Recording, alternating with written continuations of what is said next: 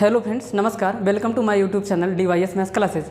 तो dear students, आज की क्लास में हम बात करेंगे क्लास 10th के मैथ्स NCERT के पहले चैप्टर जिसका नाम है रियल नंबर्स, वास्तविक संख्याओं यानी कि वास्तविक संख्याएं। तो आज के इस क्लास में हम बात करेंगे इंट्रोडक्शन ऑफ 1.2 एक्सरसाइज जो कि न्यू बुक में है और ओल्ड बुक में है ये एक्सरसाइज 1.3। ओल्ड बुक बोलने का मतलब मेरा ये होता है कि ये 1-2 साल पहले जो बुक लगी हुई थी उसकी मैं बात करता हूँ।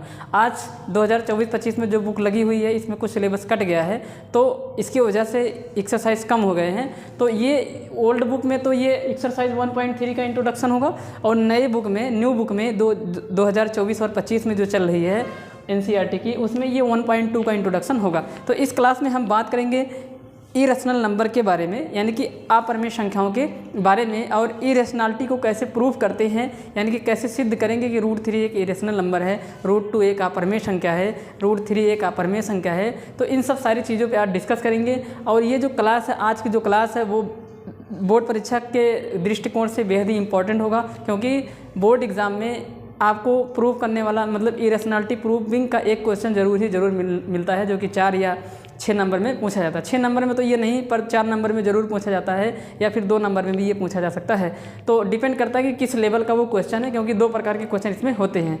तो चलिए आज डिस्कस करते हैं इंट्रोडक्शन पार्ट के इसके। और इंट्रोडक्शन पार्ट में सबसे पहले हम लोग पढ़ेंगे इरेशनल के बारे में, इरेशनल संख्याओं के बारे में। तो सबसे पहले आप सभी को मालूम होना चाहिए कि ये जो रियल नंबर हम लोग चैप्टर पढ़ रहे हैं, रियल नंबर्स यानी कि हिंदी में बोल रहे हैं इस बात को तो ये होता है वास्तविक संख्याएं। कौन सी संख्याएं? वास्तविक संख्याएं। वास्तविक संख्याएं। तो डियर स्टूडेंट्स, आप सभी को पता होगा कि वास्तविक संख्याएं 2 संख्याओं से मिलकर बनी हुई होती हैं जिसमें एक होता है रैशनल, एक क्या होगा? रैशनल नंबर्स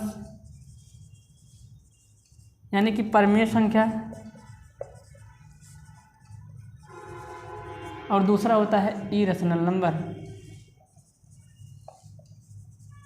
इरेशनल नंबर यानी कि अपरिमेय संख्या। इरेशनल नंबर्स, अपरिमेय संख्या। तो ये परिमेय संख्या और अपरिमेय संख्या का जो फुल इंट्रोडक्शन है वो हम क्लास 9th के प्लेलिस्ट में डाले हुए हैं। क्लास 10th में भी ये चीज़ है और ये चीज़ आप क्लास 9th में पढ़ने को पाते हैं। और क्लास 9th में हम एकदम पूरा अच्छी तरीके से इसको एकदम फुल डिटेल से बताए हुए हैं। तो आप लोगों से रिक्वेस्ट है, आप लोग जाइए प्लेलिस्ट में, क्लास 9th के प्लेलिस्ट में भी आप पाएंगे इंट्रोडक्शन करके लिखा होगा और क्लास 10th में भी हमने डाल दिया है, पर क्लास 9th ही लिखा गया है क्लास 10th वाले प्लेलिस्ट में भी, सिर्फ इस वीडियो के लिए। तो आप वहाँ पे जाएंगे तो इसको बहुत ही अच्छे ढंग से पाएंगे। तो आज हम बात करेंगे सिर्फ इरेशनल नंबर के। रेशनल नंबर अगर आपको पढ़ना है तो आपको वो वाला वीडियो देखना होगा। आप उस वीडियो को देखेंगे तो आपको फुल डिटेल, फुल जानकारी आपको वहाँ से प्राप्त हो जाएगी। तो प्यारे विद्यार्थियों, बात करते हैं इरेशनल नंबर की। तो आप सभी को मालूम होगा इरेशनल नंबर वे होते हैं जो नॉन टर्मिनेटिंग, नॉन रिपीटिंग होते हैं यानी कि नॉन टर्मिनेटिंग, नॉन रिपीटिंग वाले जो नंबर होते हैं या नॉन रिकरिंग भी कह सकते हैं, हिंदी में बोलते हैं इसको अनोसानी, अनावर्ती, अनोसानी अनावर्ती यानी कि जिस संख्या के दशमलव प्रसार कभी ख़त्म भी नहीं होता है और ना तो दशमलव के बाद आने वाली संख्याएं रिपीट करती हैं। तो उन सभी संख्याओं को हम लोग अपरिमेय संख्या कहते हैं यानी कि इरेशनल नंबर कहते हैं। और भी हमने बताया था जो कि परफेक्ट स्क्वायर ना हो, नॉट अ परफेक्ट स्क्वायर यानी कि परफेक्ट स्क्वायर ना हो, परफेक्ट स्क्वायर ना हो यानी कि पूर्ण वर्ग ना हो, यानी कि जो संख्या पूर्ण वर्ग ना हो यानी कि जिसका रूट ना निकाला जा सकता हो, जैसे √2, √3, √5, √6, √8 ETC। ये सारे के सारे नंबर अपरिमेय संख्या होती हैं, इरेशनल नंबर होते हैं। Not a perfect cube, not a perfect cube, not a perfect cube, जो कि परफेक्ट क्यूब ना हो यानी कि पूर्ण घन ना हो। और नॉन टर्मिनेटिंग, नॉन रिपीटिंग का मतलब यह हुआ कि 1.707070007 ऐसे डॉट डॉट डॉट, ये कभी ख़त्म नहीं होगा और ना तो ये रिपीट करेगा। तो ये होता है non terminating, non repeating numbers. Perfect square नहीं होने चाहिए, परफेक्ट क्यूब नहीं होने चाहिए यानी कि रूट के अंदर लिखी गई संख्या जितना पेयर बनाने की नीड है वो पेयर को कंप्लीट ना कर पाए, इट मीन्स वह रूट के अंदर ही रह जाए, ऐसे सारे नंबर इरेशनल नंबर की कैटेगरी में रखे जाते हैं। तो आज हम इसी पे डिस्कस करेंगे, इसको प्रूव करेंगे, सिद्ध करेंगे। कैसे सिद्ध करेंगे उसके लिए मुझे सबसे पहले एक थ्योरम पढ़नी पड़ेगी। तो प्यारे विद्यार्थियों, थ्योरम क्या है? आपकी बुक में थ्योरम जो भी है मैं अभी आपको लिख देता हूँ। तो सबसे पहले आप इतना नोट कर लीजिए और आप समझने की कोशिश करें कि इरेशनल नंबर क्या है, हम क्या पढ़ने जा रहे हैं। तो उम्मीद करता हूँ कि आप लोगों ने इसे नोट कर लिया है। अब इसको मैं मिटा दे रहा हूँ। अब कुछ चीज़ों की बात करते हैं, जिसमें सबसे पहले है कि एक थ्योरम है, और आपकी जो न्यू वाली बुक है इसमें थ्योरम नंबर ये है, मुझे लगता है ये थ्योरम भी काट दिया है यार, इतना नहीं, थ्योरम 1.2 है, थ्योरम है ये थ्योरम है 1.2, थ्योरम 1.2 है। थ्योरम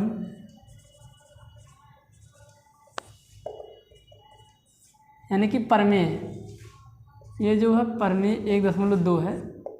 ये प्रमेय 1.2 क्या है?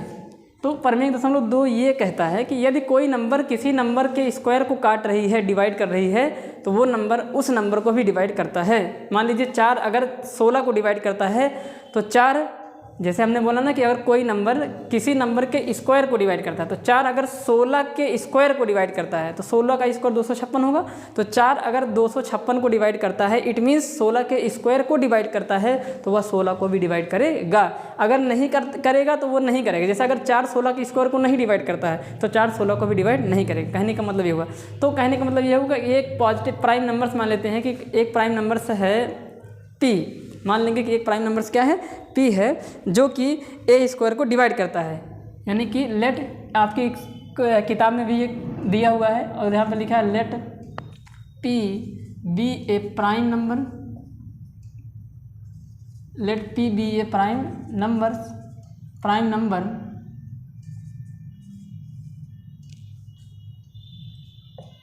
अब यहाँ पे थ्योरम में ये बोला है कि जो p है वो एक अभाज्य संख्या है। हिंदी में अभी लिखूंगा इस बात को। तो p एक अभाज्य संख्या है। अब यहाँ लिखेंगे if p divides a square, if p divides a square, then p also divides a. और अदर वर्ड में कह सकते हैं if p divides a square then p divides a also, ऐसे भी कह सकते हैं या फिर ऐसे भी कह सकते हैं, then p also divides p, या देन p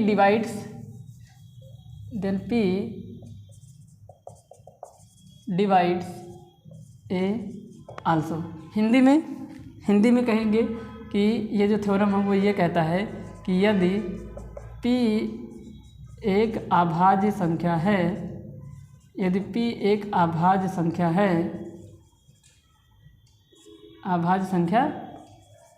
है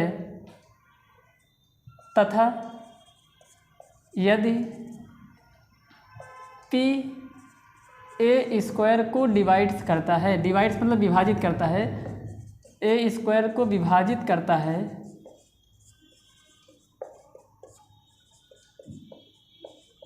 तो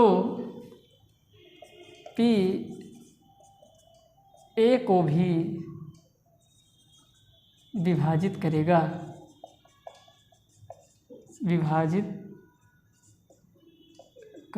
ये थ्योरम है।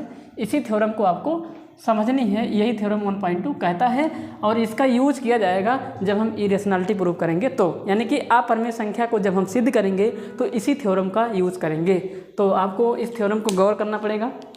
तो ध्यान से देखिएगा आप इस थ्योरम को गौर करते हुए कि अगर p a स्क्वायर को डिवाइड करेगा तो p a को भी डिवाइड करता है, ये आप समझें। यहाँ पे आपको ये बात समझने की ज़रूरत है, ठीक है। तो उम्मीद करता हूँ कि आपको ये थ्योरम समझ में आएगा। एग्जाम्पल के लिए देखिए, जैसे एग्जाम्पल अगर मैं आपको समझाना चाहता हूँ, जैसे अगर 4 8 के स्क्वायर को डिवाइड करेगा तो 4 8 को भी डिवाइड करता है, करेगा। ये समझने हैं, यही है आपका फंडामेंट, यही है आपका थ्योरम 1.2। इसी की हेल्प से हम लोग प्रूव करेंगे इरेशनैलिटी को, यानी कि अप्रमेय को हम इसी की हेल्प से प्रूव करेंगे। तो इसको आप लोग साइड में, मतलब इसको आप लोग अपनी कॉपी में नोट कर लीजिएगा। अब बढ़ते हैं, एक बात और मैं समझाने की कोशिश करता हूँ इसी में, डिवाइड्स करने का मतलब क्या होता है। तो कोई नंबर किसी को डिवाइड्स कर दिया है, ये तब माना जाएगा जब वो उसको एग्जैक्टली डिवाइड करता है, यानी कि पूर्णतः विभाजित करता है। पूर्णतः विभाजित करने का मतलब ये होता है कि जो शेषफल आता है डिवाइड करने के बाद जो रिमाइंडर आता है वो 0 बचता है, यानी कि कोई भी शेषफल वो छोड़ता नहीं है। डिवाइड करने के बाद जो रिमाइंडर आता है वो 0 हो जाए। जैसे अगर मैं बोलूँ 5/2, तो 5/2 काट देंगे तो 2 कितना आ जाएगा, ये 2.5। तो यहाँ पे 2 जो है वो 5 को डिवाइड तो किया, पर ये एग्जैक्टली नहीं किया। तो यहाँ पे ये बात हम नहीं लिखेंगे कि 2 डिवाइड्स 5, यहाँ पे ये नहीं लिखेंगे 2 डिवाइड्स 5, ये गलत है। 2 डिवाइड्स 5 तब होगा जब यहाँ पे डिवाइड करने के बाद एक इंटीजर आ जाए, तो यहाँ पे तो नहीं होगा। या इट मीन्स यानी कि कहेंगे कि डिवाइड्स तब बोलेंगे, डिवाइड्स तब कहेंगे जब जो रिमाइंडर होगा, जो शेषफल होगा, डिवाइड करने के बाद वो कितना हो जाए, 0 हो जाए। जैसे अगर 8/2 लिखते हैं तो 4 आता है, और जो रिमाइंडर यहाँ पे आएगा वो रिमाइंडर आपका आ जाएगा 0, शेषफल आपका 0 हो जाएगा। यहाँ पे हम कह सकते हैं, यहाँ पे हम बोल सकते हैं कि 2 डिवाइड्स 8, यहाँ पे बोल सकते हैं, पर यहाँ पे 2 डिवाइड्स 5 ऐसा कहना गलत हो जाएगा। डिवाइड तो वो कर रहा है, पर जैसा हम चाह रहे हैं वो वैसा नहीं कर रहा है। यहाँ पे PA² को डिवाइड कर रहा है। इट मीन्स P को जब A² से डिवाइड किए होंगे तो जो रिमाइंडर आया होगा, जो शेषफल आया होगा वो 0 के बराबर होगा। प्यारे विद्यार्थियों, इस बात को आपको समझने की नीड थी, तो आपको ये समझना पड़ेगा। तो ये थी इम्पॉर्टेंट बात। एक चीज़ और मैं समझाता हूँ, एक होता है कोप्राइम नंबर। तो इसको मिटा देता हूँ और मैं कोप्राइम नंबर के बारे में भी समझा देता हूँ। कोप्राइम नंबर क्या होता है? कोप्राइम नंबर हिंदी में बोलते हैं इसको सह अभाज्य संख्या।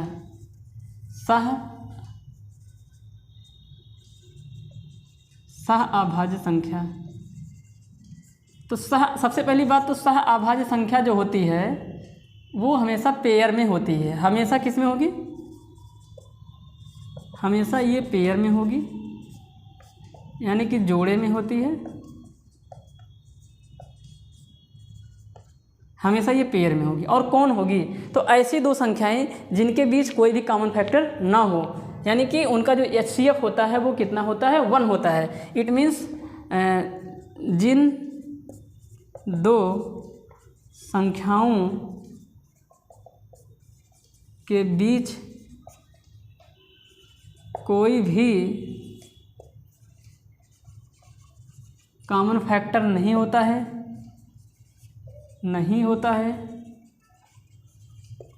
यानी कि इट मीन्स, यहाँ पे लिख देंगे, इट मीन्स इसका मतलब है कि HCF हाईएस्ट कॉमन फैक्टर कितना हो? 1 हो, उसे कोप्राइम नंबर कहा जाता है।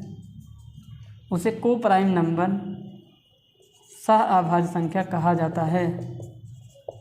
ये आपको समझना था। और प्यारे विद्यार्थियों, मैं आपकी जानकारी के लिए बता दूं कि जो रेशनल नंबर होता है उसको मतलब उसमें P और Q को एकदम, मतलब P और Q एकदम न्यूनतम फॉर्म में होने चाहिए। इट मीन्स P और Q के बीच में कोई भी कॉमन फैक्टर ना हो, यानी कि P और Q का जो HCF होगा वो 1 होना चाहिए, तब वो सही परमेय संख्या मानी जाती है। जैसे 5/10 1/2, तो आप कहीं पे 5/10 अगर पाते हैं तो आप तुरंत इसको 5 1 जा 5 5 2 जा 2 लिख के 1/2 कर देते हैं। तो इससे ये पता चला ये P और Q इनके बीच कोई भी कॉमन फैक्टर नहीं है। तो मेरे साफ कहने का मतलब ये हुआ कि अगर रेशनल नंबर है तो P और Q के बीच कोई भी कॉमन फैक्टर नहीं होना चाहिए। अगर ऐसा है तो आप उसको सॉल्व करके, सरल करके और आगे उसको सॉल्व कर दीजिए। अब बढ़ते हैं अपने मेन टॉपिक पे, जिसमें हम लोग प्रूफ करेंगे इरेशनैलिटी को, यानी कि अपरमेय संख्या को प्रूफ करते हैं। कैसे प्रूफ करेंगे कि √2 एक अपरमेय संख्या है।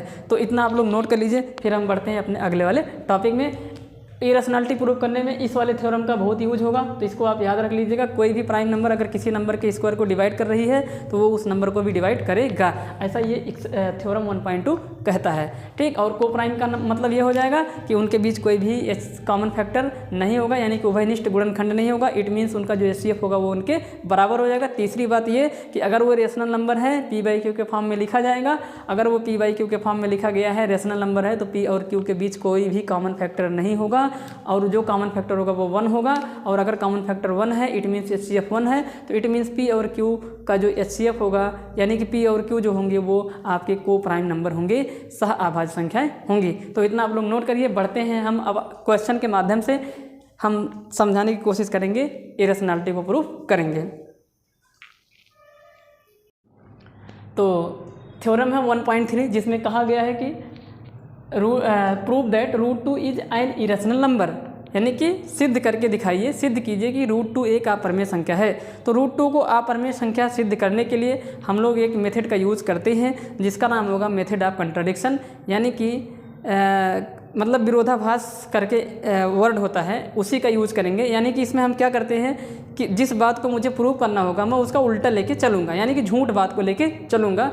उसी का यूज़ करते हुए हम लोग इस √2 को यानी कि इरेशनैलिटी को प्रूव करते हैं। तो आइए स्टार्ट करते हैं। जैसे झूठ बात कहने का मतलब ये हुआ कि जैसे √2 को अपरिमेय संख्या प्रूव करनी है, तो मैं ये मान के चलूँगा कि √2 एक परिमेय संख्या है, यानी कि उसका उल्टा मान के चलूँगा। यही होता है मेथड ऑफ कंट्राडिक्शन। इसी के हेल्प से हम इसको कैसे प्रोसीड करते हैं, तो आइए इसको देखते हैं। तो सबसे पहले यहाँ पर लिखेंगे कि माना, यहाँ पर लिखेंगे कि माना √2, या इंग्लिश में ही मतलब इस क्वेश्चन को करते हैं, इंग्लिश में करेंगे फिर उसको हिंदी में भी लिख देंगे। तो सबसे पहले लिखेंगे let √2 is a rational number. उल्टा मान लिया ना, इसी को बोलते हैं मेथड ऑफ कंट्राडिक्शन, यानी कि जो चीज़ प्रूव करना है उसका उल्टा लेके चलिए। तो हमें प्रूव करना था इरेशनल, पर हमने इसको रेशनल मान लिया। तो let √2 is a rational number, माना कि √2 एक परिमेय संख्या है। तो if √2 is rational number then be express √2 in the form of P/Q। तो अगर √2 एक √2 एक परिमेय संख्या है तो √2 को P/Q के फॉर्म में लिखा जा सकता है। तो इसको हम ऐसे लिख देंगे ना, तो √2 = P/Q। अभी हमने आपको बताया था कि P/Q में P और Q एक मतलब को प्राइम नंबर होने चाहिए, यानी कि सह आभाज्य संख्या होनी चाहिए। इसका मतलब ये निकल के आ रहा है कि P और Q के बीच कोई भी कॉमन फैक्टर ना हो। कितना हो? 1 हो। तो यहाँ पे लिखेंगे where Q is not equal to 0 and P and Q have no common factor, P and Q have no common factor rather than 1, no common factor rather than 1, other than 1, other than 1, यानी कि 1 के अपेक्षा इसमें कोई भी common factor नहीं होगा। या इसी को दूसरे शब्दों में लिख सकते हैं, इसको मिटा दीजिए, इसको दूसरे शब्दों में ये कह सकते हैं कि where P and Q को प्राइम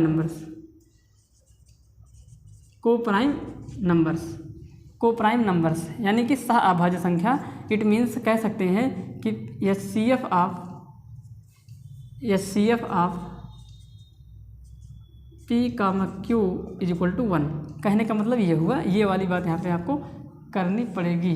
ठीक, कोई भी कॉमन फैक्टर नहीं होगा, यानी कि P and Q। और भी यहाँ पे लिख देते हैं इट मीन्स आपको इतना सारा नहीं लिखना है, आप एग्जाम में सिर्फ इतना लिख देंगे कि where Q is not equal to 0 and P and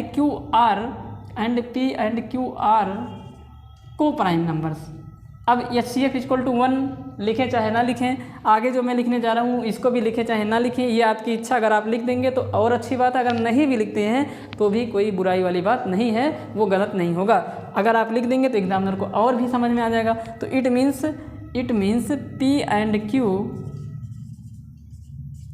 P and Q have common factor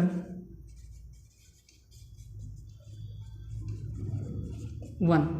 कितना कॉमन फैक्टर होगा इसके बीच में? 1 होगा। ये बात आपको लिखनी है, साइड में आप लिख सकते हैं। हिंदी में ट्रांसलेट करें इस बात को तो सबसे पहले हम इसको मान लेंगे कि √2 एक परमेय संख्या है। दूसरे यहाँ पे लिख देंगे, अगर ये परमेय है तो √2 को p/q के फॉर्म में लिख सकते हैं, जहाँ पे q 0 नहीं होना चाहिए। p और q सह-अभाज्य संख्या होंगे और उनका जो HCF होता है वो 1 होता है।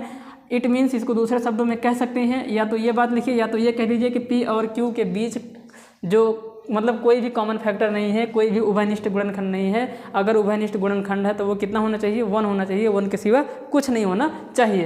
तो अब वीडियो मतलब आगे इसको फर्दर सॉल्व करते हैं। तो √2 = p/q। अब इसको क्रॉस मल्टीप्लाई करा लेंगे, तो क्रॉस मल्टीप्लाई करा लेंगे तो ये क्या बन जाएगा, तो या फिर यहीं पे जो है चलिए क्रॉस मल्टीप्लाई करा लेंगे तो ये बन जाएगा q, उसके बाद इंटू में √2 = p। अब इस स्क्वायरिंग ऑन बोथ साइड्स कर देंगे, स्क्वायरिंग आगे आपको क्या कर देना है, स्क्वायरिंग ऑन बोथ साइड्स कर देना है, यानी कि दोनों पक्षों का वर्ग करने पर। तो जैसे ही दोनों पक्षों का वर्ग करते हैं तो ये बन जाता है q का स्क्वायर इंटू में 2 = p का स्क्वायर। ठीक, अब ध्यान से देखिए आप लोग, आप इसको थोड़ा सा और सॉल्व कर दीजिए आगे, और आगे जैसे ही सॉल्व कर देंगे तो 2 को उधर उठा के उधर भेज दीजिए। इसका मतलब निकल के आ रहा है q² = p² और अपान में कितना आ गया, 2 आ गया। q² = p² अपान में कितना आ गया, 2 आ गया। अब यहाँ पे आप इसको इक्वेशन नंबर फर्स्ट कह दीजिए, आप किसी को चाहे इसको मान लीजिए चाहे इसको मान लीजिए, जैसे जो मतलब जो आपकी इच्छा। चलिए इसी को मान लेते हैं, इसको हम कह देते हैं इक्वेशन नंबर फर्स्ट, समीकरण नंबर 1। ये इक्वेशन नंबर फर्स्ट है, q² = p²/2। तो आप यहाँ पे समझने की कोशिश करिए, अगर p²/2 लिखा गया है इसका मतलब 2 डिवाइड्स p²। इसका यही मतलब निकल के आ रहा है कि 2 से p को क्या किया जा रहा है, p² को डिवाइड किया जा रहा है। यहाँ पे लिखेंगे here 2 divides p² and we know that if 2 divides p² by the theorem of 1.2 then we can say that 2 is also divide p. तो if 2 divides p² then 2 divides p also। तो 2p को भी वो divide कर रहा है, तो अगर 2p को डिवाइड करता है तो इट मीन्स कुछ रिजल्ट आएगा, यानी कि जैसे देखिए अगर 2 से डिवाइड किया जा रहा है तो 2 नीचे आना चाहिए। तो अगर 2p को डिवाइड करता है तो इसका मतलब हम इसको ऐसे लिख सकते हैं, इट मीन्स p/2 लिखा जाएगा। तो यहाँ से दिख रहा है ना, p को डिवाइड कर रहा है कौन, 2। तो p को जब 2 डिवाइड करता है या 2 से जब p डिवाइड होता है तो कुछ रिजल्ट आ जाता है। मान लीजिए वो रिजल्ट आ गया n। क्या आ गया, n। भाई जब p कोई नंबर होगा, कोई इंटीजर होगा, जब उसको 2 से डिवाइड करेंगे तो कुछ रिजल्ट आएगा, कुछ क्वोशिएंट आएगा, और वो क्वोशिएंट हमने कितना मान लिया है, n। क्योंकि p अननोन है तो इसलिए हमारा जो क्वोशिएंट होगा, जो भागफल होगा, वो भी क्या होगा, अननोन होगा। तो ये आ गया। अब इसको क्रॉस मल्टीप्लाई करा लेंगे तो p = कितना आ गया, 2n आ गया। यहाँ से जब क्रॉस मल्टीप्लाई कराएंगे तो p की वैल्यू 2n की क्या हो जाएगी, बराबर हो जाएगी। तो अब समझने की कोशिश करें आप लोग, इस p की वैल्यू को इस इक्वेशन नंबर फर्स्ट में ला के पुट कर दीजिए। यहाँ पे लिखेंगे put the value of p in equation number first में p की वैल्यू को पुट कर देते हैं। तो यहाँ से आ जाता है q² = p का स्क्वायर, p कितना है, 2n है, उसका स्क्वायर, और अपान में कितना आ गया, 2 आ गया। तो q² = 4n² और अपान में कितना आ गया, 2 आ गया। 2 से 4 को काट देंगे तो q² = n² और अपान में कितना आ गया, नहीं n² 2n² आ गया। अब यहाँ से बताइए n² किसके बराबर होगा, तो आप बोलेंगे q² और अपान में 2 को यहाँ खींच के लेके चले जाएंगे, 2 मल्टीप्लाई है। इसको सीधा करके लिख देंगे। सीधा करके लिखने का मतलब ये हुआ कि हम इसको ऐसे लिख सकते हैं, क्या, और n² = q² अपान में कितना, 2। तो अब यहाँ से देख के बताइए q² के नीचे 2 आ गया। अगर q² के नीचे 2 आया है, q² के नीचे 2 आया है, इट मीन्स 2 जो है वो डिवाइड कर रहा है q² को। तो यहाँ पे लिखेंगे here 2 divides q², here 2 divides q²। देखिए ना, यहाँ ध्यान से देखिए, यहाँ पे फोकस करिए आप लोग। जब q²/2, जैसे यहाँ पे p²/2 था तो हमने बोला था कि 2 डिवाइड कर रहा है p² को। सिमिलरली q²/2 का मतलब हुआ 2 divides q²। And we know that if 2 divides q square, then 2 divides q also, then by the theorem 1.2, या इसको साइड में लिख देंगे, hence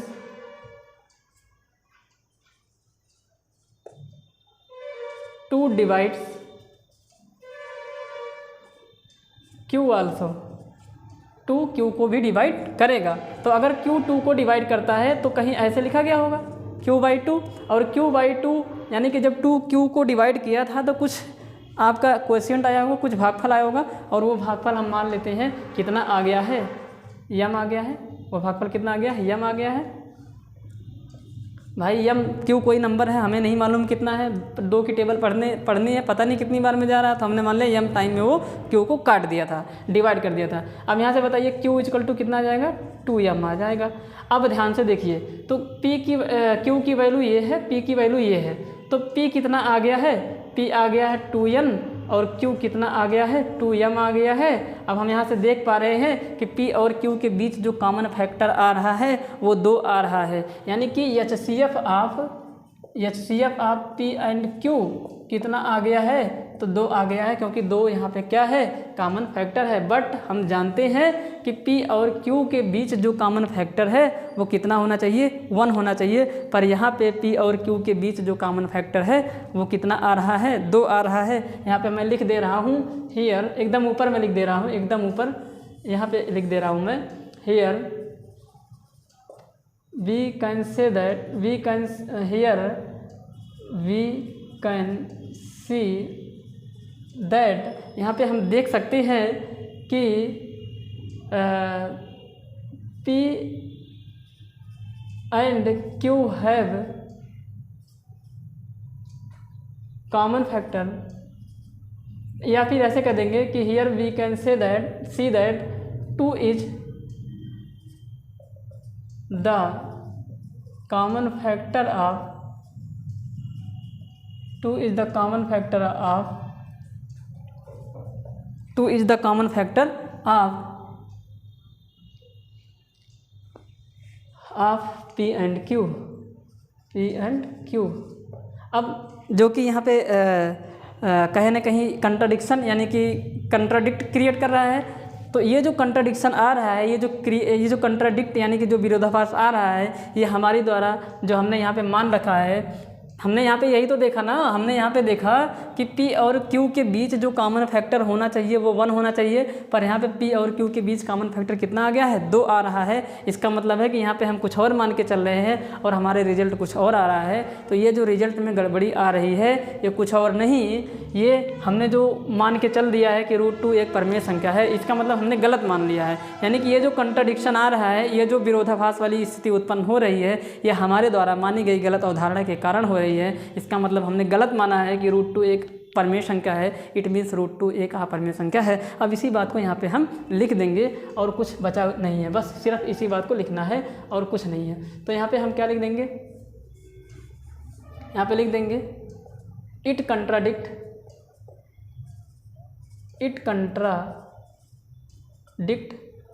ड्यू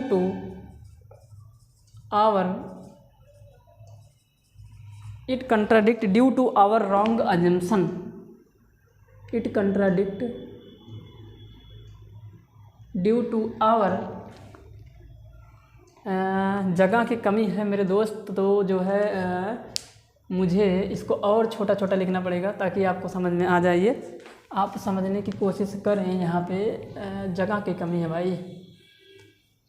यहाँ पे जो है और नीचे से लिखता हूँ, यहाँ पे समझने की आप लोग कोशिश करें, थोड़ा मैनेज करें भाई, जगह कम है तो क्या ही कर सकते हैं। तो ध्यान से देखिए, तो यहाँ पे आपने समझा कि यहाँ पे P और Q के बीच कॉमन फैक्टर 2 आ रहा है, जिसके कारण कंट्राडिक्शन क्रिएट हो रहा है। तो यहाँ पे लिखेंगे दिस कंट्राडिक्ट या this contradiction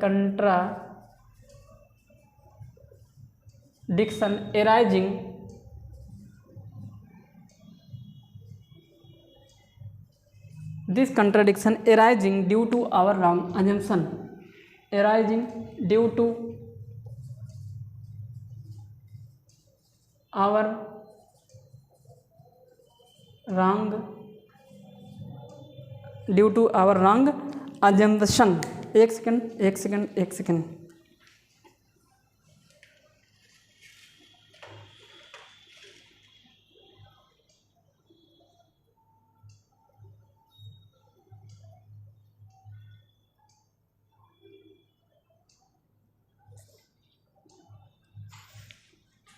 arising due to our wrong assumption, क्या बोलेंगे इसको?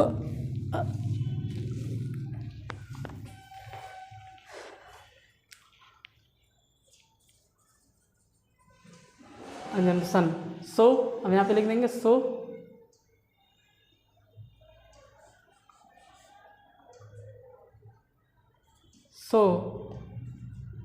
Root two is an irrational number, अतः रूट टू एक अपरिमेय संख्या है। तो इस तरीके से हम इसको करते हैं। तो ये हमने सारा का सारा इंग्लिश में बताया। अभी एक क्वेश्चन अब और कराने जा रहा हूँ, मतलब अब अगला जो क्वेश्चन होगा उसको टोटली हिंदी में कराऊंगा। तो ये इंग्लिश मीडियम वालों के लिए हो जाएगा और वो जो होगा वो इंग्लिश मीडियम वालों के लिए हो जाएगा।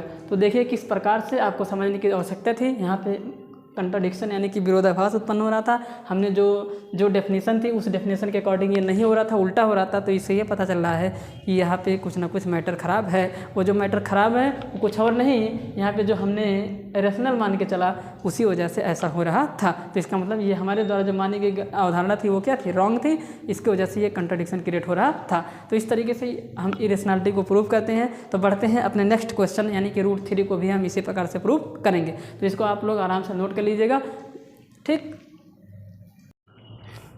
तो प्यारे विद्यार्थियों, अब हम बात करेंगे रूट थ्री की इरेशनैलिटी की। मतलब सिद्ध करके बताइए कि ये जो रूट थ्री है वो एक अपरिमेय संख्या है। यहाँ पे गलत लिख दिया गया है, यहाँ पे अपरिमेय होगा, परिमेय नहीं होगा। क्या होगा? यहाँ पे अपरिमेय संख्या होगा। यानी कि प्रूव करके बताना कि रूट थ्री एक इरेशनल नंबर है। इस क्वेश्चन को मैं हिंदी में लिखवाऊंगा, यानी कि हिंदी में करवाता हूँ। तो अभी आपने देखा इसके पहले कि by the method of contradiction कैसे हम इसको करते हैं। तो उसी मेथड का दोबारा से यूज़ करेंगे और इसको आराम के साथ कर लेंगे। ये है एग्जाम्पल नंबर 5 आपकी किताब में, आपकी बुक में। तो सबसे पहले क्या करते हैं? सबसे पहले मान लेते हैं कि माना रूट थ्री एक परिमेय संख्या है। ये मान के हम चलते हैं। माना रूट थ्री एक क्या है? परिमेय संख्या है, ठीक।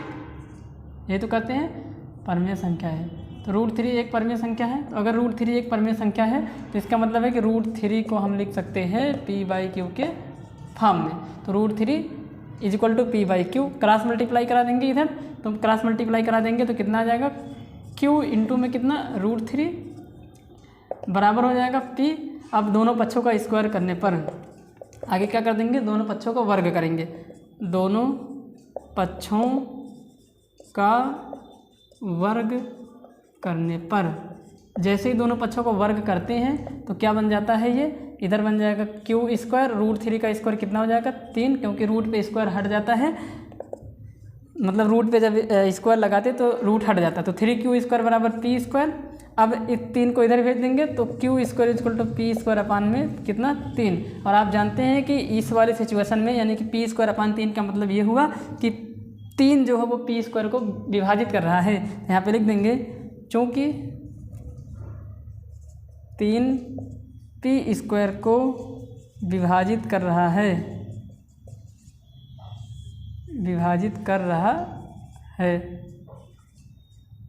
तो ऊपर थ्योरम भी लिखे हैं। अगर कोई भी पॉजिटिव इंटीजर किसी नंबर के स्क्वायर को डिवाइड करेगा, विभाजित करेगा, तो वो उस नंबर को डिवाइड करता है। इट मीन्स अगर 3 पी स्क्वायर को विभाजित कर रहा है तो 3 पी को भी विभाजित करेगा। यहाँ पे लिख देंगे अतः 3 पी को भी विभाजित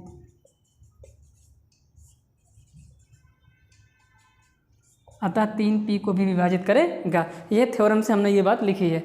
किससे लिखी ये बात? हमने थ्योरम से लिखी है। अब आगे बढ़ते हैं। अब आगे आप सभी को मालूम होना चाहिए कि अगर 3 पी को डिवाइड करता है तो हम इसको ऐसे लिख देंगे।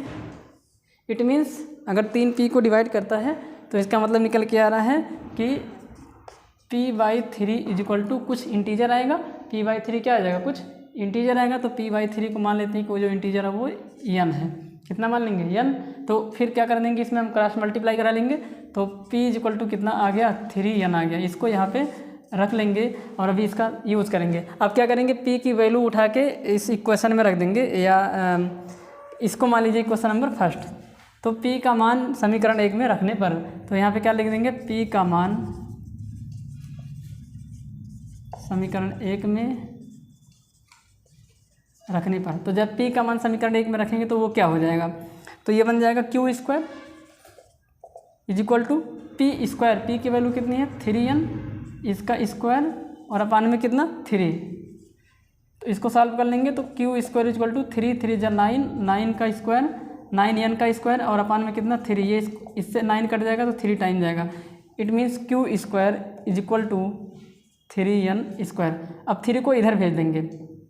अब अगले स्टेप में हम ये करेंगे, यहाँ से आ जाएगा q स्क्वायर और अपान में कितना आ गया, अपान में आ जाएगा 3 is equal to n square. इसको सीधा लिख देंगे, या n square is equal to q square और अपान में कितना 3। ठीक, तो आगे क्या करेंगे, अब यहाँ से देख के बताइए आप लोग। यहाँ से आप लोग देखेंगे कि q स्क्वायर जो है वो 3 से कट रहा है, यानी कि 3q स्क्वायर को क्या कर रहा है, डिवाइड कर दे रहा है। 3q स्क्वायर को क्या कर रहा है, यहाँ पे डिवाइड कर रहा है। यहाँ पे लिखेंगे चूँकि अस्पष्ट है, यहाँ पे लिखेंगे अस्पष्ट है कि तो अस्पष्ट है कि q3 जो है 3q स्क्वायर को विभाजित कर रहा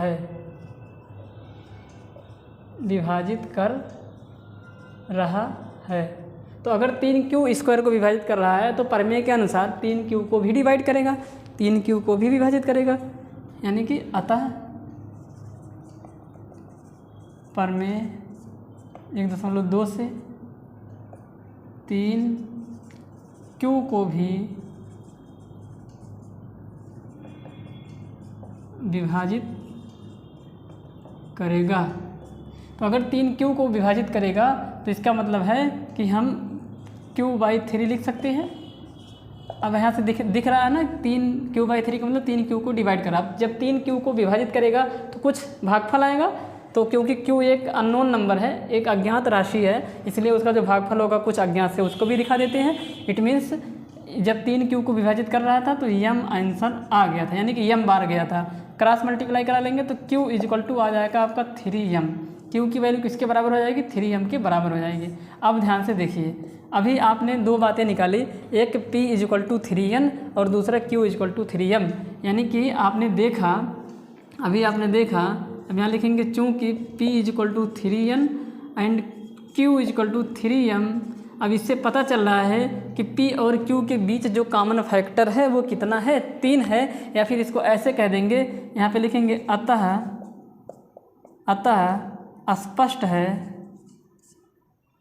स्पष्ट है कि p व q के बीच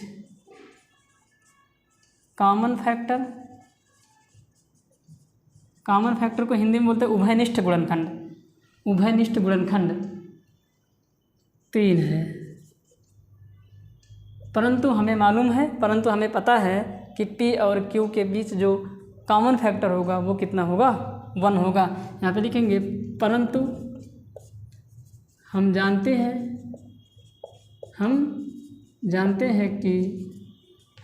हैं कि p व q के बीच कॉमन फैक्टर मीन्स उभयनिष्ठ गुणनखंड 1 होना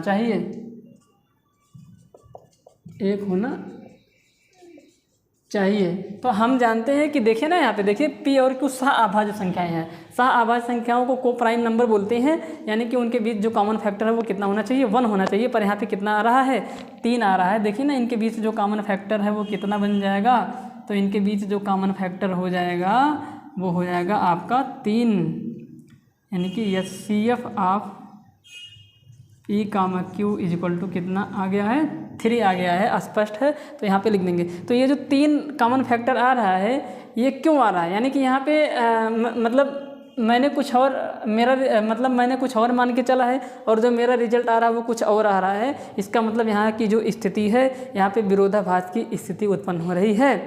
अब यहाँ पे लिख देंगे, यह विरोधाभास की स्थिति उत्पन्न होने का जो कारण है वो ये है कि हमारे द्वारा जो मानी गई अवधारणा थी वो क्या थी, गलत थी। तो यहाँ पे साफ साफ यही बात लिख देंगे। क्या लिख देंगे यहाँ पे लिखेंगे, यह विरोधाभास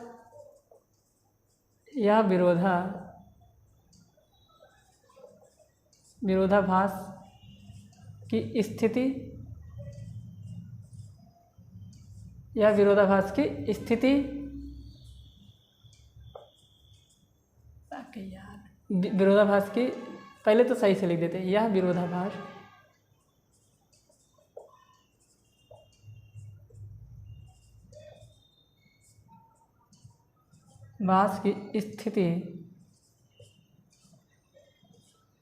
स्थिति हमारे द्वारा मानी गई गलत अवधारणा के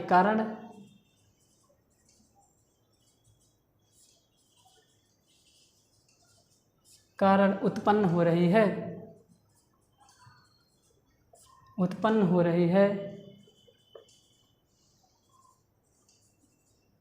और हमने क्या गलत अवधारणा मानी है? हमने मान लिया है कि √3 एक अपरिमेय संख्या है, जो कि गलत नहीं। हमने मान लिया कि √3 एक परिमेय संख्या है, जो कि गलत माना है। तो सही क्या होगा कि √3 क्या है, एक परिमेय संख्या है। हम यहाँ पे लिख देंगे, अतः √3 एक